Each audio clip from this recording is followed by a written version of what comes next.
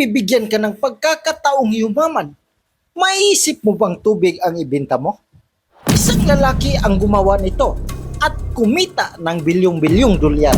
Maraming tao ang naghahanap ng komplikadong negosyo para yumaman. Pero may mga negosyanteng nakita ang halaga sa mga simpleng bagay na ginagamit ng tao araw-araw. Isa na rito ang bottled water industry na naging multi-bilyong dolyar na negosyo sa buong mundo. At siya si Pascual Pio ay isa sa mga negosyanteng yumaman sa industriya ng bottled water. Ang produkto niya ay simpleng tubig, pero dahil sa tamang marketing, branding at diskarte, naging napakalaking negosyo ito.